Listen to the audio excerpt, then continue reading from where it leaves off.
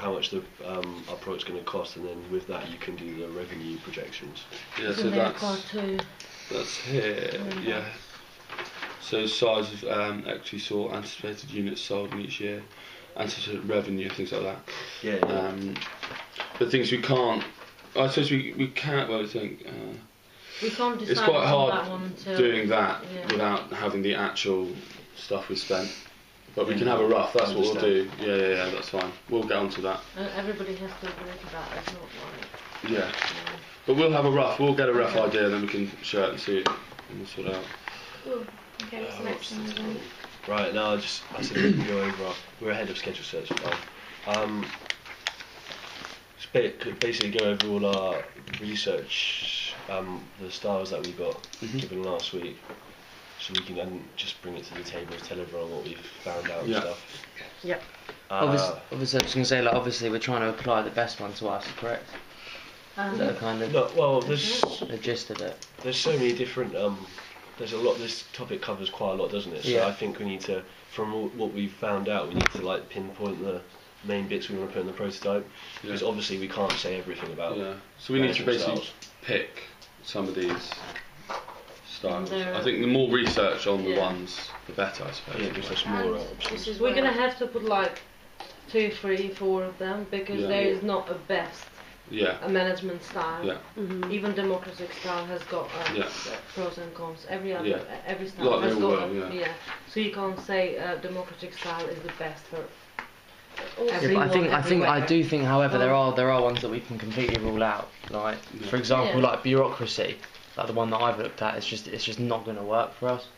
It's too bureaucratic. What do you mean by us? Well, like we're gonna have to apply the characteristics of some of these management strategies to what we're doing, correct? Or have I we're basically companies going to buy it, and then we show the different kind of techniques they can put to their training program. We are selling this product to train the others, to train companies how to do it. Fine. No, it doesn't matter. I've still done the work. That's fine. Let's say they have like completely autocratic style in their workplace, and then we sell them this video and we show them that it should not actually be done like that, or we just say, if you do it like this, then we'll bring you this, and people will be happy and blah blah blah. But also, which management style you use depends which segment you're going into. Yeah, and the situation. So we probably need to decide which segment we're going into. Also, just the only thing did anyone else get like the separated, related, dedicated, integrated types? Yeah, this, wait a second. The 4 different types, and it's either less effective or more effective. Yeah. But then this thing, so they all get like put into categories of that. Retail, or if you're aiming at core.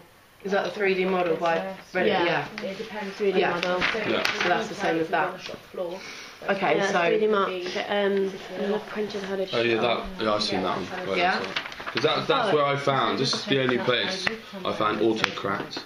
Because whenever I searched autocrat management systems or whatever, it always came up autocratic. Yeah. But this is the one you saw as well. These are basically you're just using the wrong style for the situation.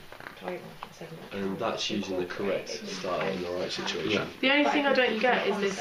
No, you are right. When we're picking a management style, is it like bureaucratic, or missionary, or developer?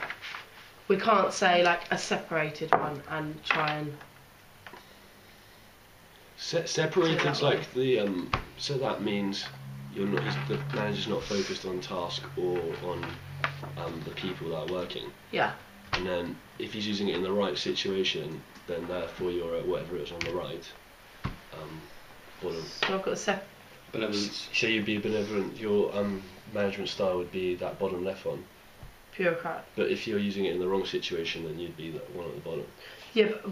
Okay. So what I'm saying it's just a theory, isn't it? Yeah. But then what are we doing? Are we doing each of these individual ones, or are we doing, say, related, and then talking about developer, or do we not need to mention this? Do you understand what I'm on? Yeah. The middle box is integrated to both of them though. It's just, it depends if you're using it in the right situation or not. I understand that. What I'm saying is, what are we putting in our prototype? Yeah. Oh, that's what we're going to go over in a minute. I thought we were going to say research. In the prototype we need to decide certain management styles, but as you're saying, they're all linked together. And in a management situation, you're not going to use it. I don't think rarely you'd use just one. No. I think they're all kind of linked together, which makes the decision a bit more complicated. I've watched some videos last night on this one, and what they've done is they have got 3 forces quotients with employers and the managers acting in a different way, acting as autocratic, democratic, and 3-4 sides. So maybe we could do something similar, or because in a different situation, you have to. Well, one of the I remember saying last week about Google's management style. That's actually called chaotic management, and that's basically where you give the employees total control over everything. They don't have to come to the manager, and you could do. And they've got this thing called 8 habits of highly effective Google managers. And it's basically about empowering the employees to a new level, really empowering. So they'd say, for example, express interest in your employees' success and well-being, so they're being really positive. You've got to listen to them, be a good communicator. Wait, I'm reading the wrong note. I've got 2 cases here.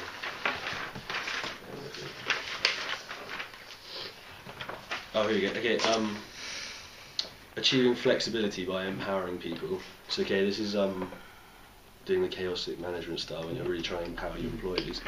They've got 5 supporting characteristics, which listen, celebrate, recognise their achievements. Train and retrain, really train them, provide incentives, pay everyone.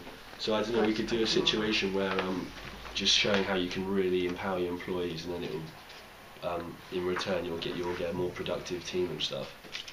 But this is only for highly skilled people. Does that sort of make sense? That was just one situation I thought we could show. Because I was struggling with the Reddens 3D matrix, how we show that on film. See, this is I mean, chaotic. You wouldn't have come across unless you looked at Google. I don't think. So this is what we need to pick. Do we go with something that one company has gone, or do we go with textbook style and do it? It's not just them though. It first got brought around in the 80s, but GM did it, and I found this is a case example I found of them using the management style.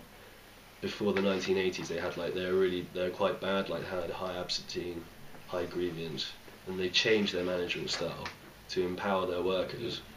So they handle more quality control, keep track of their own time, do their own budget, decide the layout and stuff, and then as a result their productivity just got a lot better. So it's just an example of it does it can work. Okay. That's just what I found. That's good.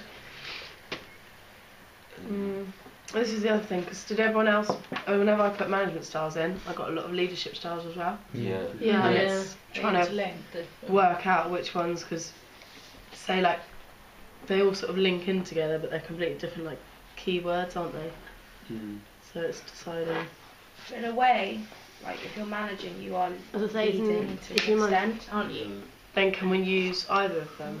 Well, just some management processes have a higher and lower amounts of leadership in them, don't they? Obviously chaotic has next to nothing, and then something like bureaucratic obviously is very high leadership orientated. So it just depends which you're looking at, doesn't it, really?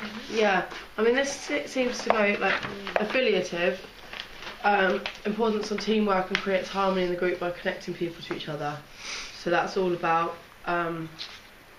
getting people to work together, while pace setting is high standards for performance set by the leader, that kind of thing.